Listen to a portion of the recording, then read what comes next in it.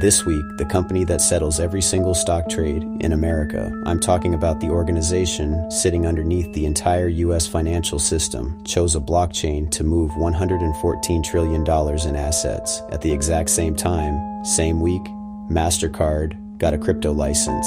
Cash App started sending stablecoins. SoFi launched its own digital dollar, and a DeFi protocol lost $3.2 million and released an official statement saying, and I quote, "We don't know who deployed this.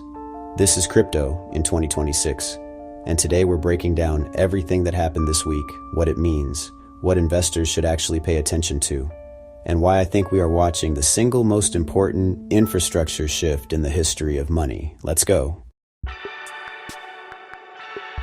Okay, I want to start with what I'm calling the boring revolution, because this is genuinely the least exciting story to explain, and also the most important thing that happened this week. 3 completely separate companies, no coordination, same week. MasterCard, the largest credit card network on the planet, snapped up a New York bit license so it can support stablecoin payment infrastructure. Cash App, which Square runs, now lets regular people send USDC directly on Solana and Ethereum. And SoFi, the student loan company that became a bank, launched its own stablecoin called SoFi USD, also on Solana and Ethereum. Now here's the thing, none of these are crypto companies. These are mainstream financial institutions adopting blockchain rails because it is now cheaper, faster, and more reliable than the systems they've been using for 50 years. That's not hype.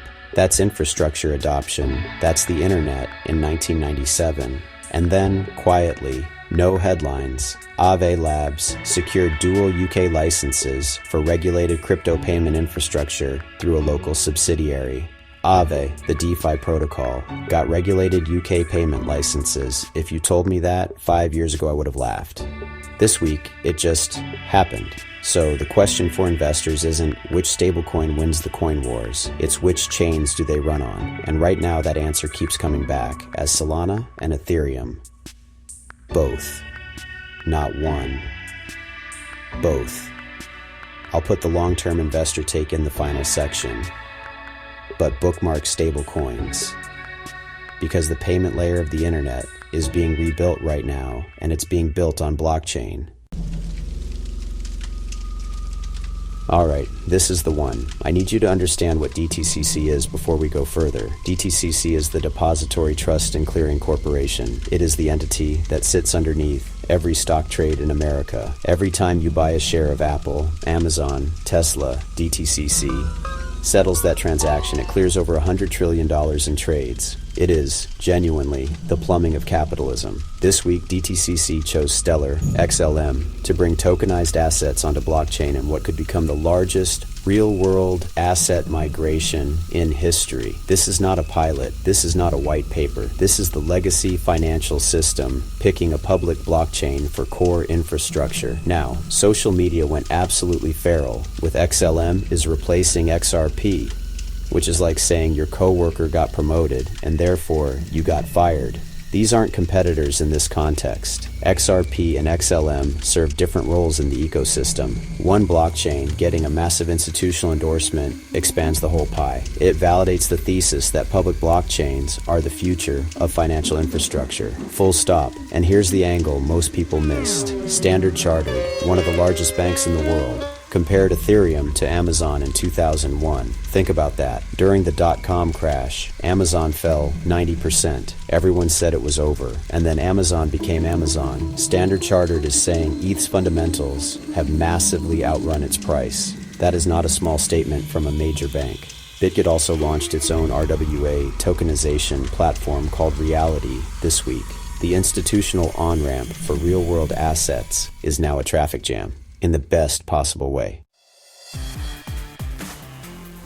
Let's talk about ETFs, because the headline this week was ugly. Bitcoin and Ethereum ETFs bled $350 million in outflows, but if you stopped reading there, you missed the actual story. XRP ETFs added $35 million in fresh inflows. Hype pulled significant capital. Solana kept attracting buyers.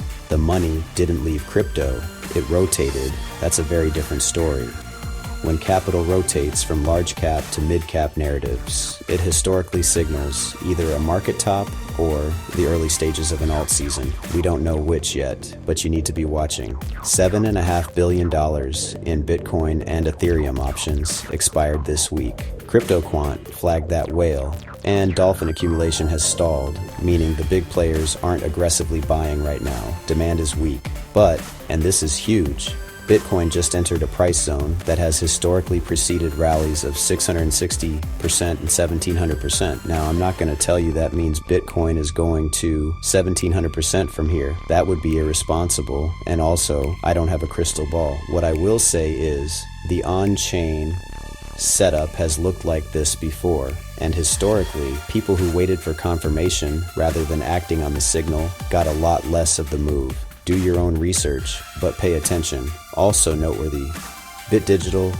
quietly bought 8,500 ETH for $20 million this week, while ETF headlines said outflows. Institutions don't always move through ETFs. Sometimes they just buy. And the Cardano founder said XRP DeFi could outgrow Ethereum by 2027. Is that competitor trash talk? Maybe. Is it also worth taking seriously given XRP's current momentum? Also yes. Near protocol nearly doubled in May, by the way. No consensus explanation. The market is alive, and it does not care about your thesis. Okay, I have to talk about Squid because this story is simultaneously funny and terrifying. A third-party module, a piece of code that Squid's protocol was using, was exploited for $3.2 million. And Squid's response included what I genuinely believe is the most alarming sentence a DeFi protocol has ever published. We don't know who deployed this, but after further analysis, SquidRooter mistakenly found itself at the center of a scandal due to a hacker attack on third-party software with a similar name of Squid Router module. Squid moved fast on X to separate its protocol from the exploited contract. The team said the contract shares our name but is not our code. It also stressed that none of its users were affected. This is not a Squid-specific problem. This is an industry-wide DeFi risk that is massively underpriced. Smart contract audits, dependency reviews, third-party module vetting, these aren't optional extras. They are the minimum standard. And right now, the capital flowing into DeFi is running years ahead of the security infrastructure protecting it. That gap is either a ticking clock or a massive investment opportunity in security-focused protocols. Probably both, in that order. Let's zoom out, because the backdrop for all of this crypto activity is a macro environment that is not exactly calm. Gold is holding above $4,500. The dollar dropped for the week on the back of a US-Iran ceasefire framework. A new survey found that wealthy families are actively cutting their dollar exposure, and the Paris Mint, the Mint of France, is issuing its first solid gold coins in a century, a literal 100-year record. The people who manage generational wealth are hedging against the dollar right now. That is not fringe behavior. That is the consensus. Into this environment walks the "they're going to print an insane amount" crowd, a headline that literally ran twice this week, presumably because the first time wasn't alarming enough, predicting a dollar collapse that ignites a $1 million Bitcoin price. Is this possible? Is it wishful thinking from crypto Twitter? The honest answer is, the macro conditions that would need to exist for $1 million Bitcoin are not as far-fetched as they sounded 3 years ago. Okay, rapid fire. Let's go. SharpLink and Forward Industries joined the Russell 2000 and 3000 indexes. One holds Ethereum, one holds Solana treasury assets. Passive index funds now have mandatory crypto exposure. Millions of retail investors just got blockchain on their balance sheets, whether they asked for it or not. That is silent structural adoption. A Google employee was charged with insider trading on Polymarket, specifically betting on search term data he had privileged access to. The most 2026 crime ever committed. prediction markets meet securities fraud. We were never going back. A lawsuit claims Satoshi Nakamoto's Bitcoin is lost property, worth less than $10 per wallet. Somewhere Satoshi read this and did nothing, which is exactly on brand. Banca Sella became the first Italian bank to offer crypto services. Slow, steady, unstoppable. European banking adoption is not dramatic. It's a 20-year tidal wave. And it's mid-shore. Ondo Finance founder Nathan Ullman passed away unexpectedly. Ondo is one of the most serious institutional RWA projects in the space. This is a genuine loss for the ecosystem. The leadership transition will be something to watch closely. An SEC lawsuit charged a Texas man with a $12 million crypto scheme powered by fake AI trading bots. If someone promises you AI-managed crypto returns and you cannot verify the AI exists, the AI is probably just a spreadsheet and a dream. Stop giving those people money. Trump wants his face on US currency before he's dead. I'll just note that Bitcoin has a fixed supply and no faces. Moving on. And finally, the Clarity Act, the new crypto regulatory framework, won't drive real adoption without crypto tax reform. Legislation that creates legal clarity but preserves the current tax treatment, where every on-chain transaction is potentially a taxable event, solves the wrong problem. Watch for tax reform proposals as the actual unlock. That's the bill that changes retail behavior, not just institutional compliance. Long-term signals to watch out for. 1. Stablecoin payment rails are the long-term value layer, not the coins themselves. Watch who owns the infrastructure. 2. The DTCC Stellar deal is not a headline. It's a $114 trillion structural shift. Position appropriately. 3. ETF rotation from BTC and Ethereum into XRP, Hype, and Solana signals mid-cycle repositioning, not an exit from crypto. 4. Ethereum as a deep value play is gaining major bank support. Bit Digital's quiet accumulation backs it up.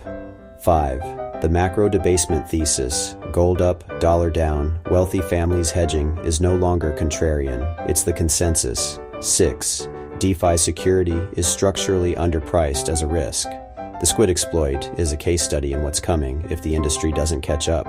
7. Passive index investors now have automatic crypto exposure through SharpLink and Forward Industries. The line between TradFi and crypto portfolios is dissolving. Slowly, then all at once. The week in one sentence. Wall Street went on-chain, stablecoins went mainstream, and someone lost $3 million.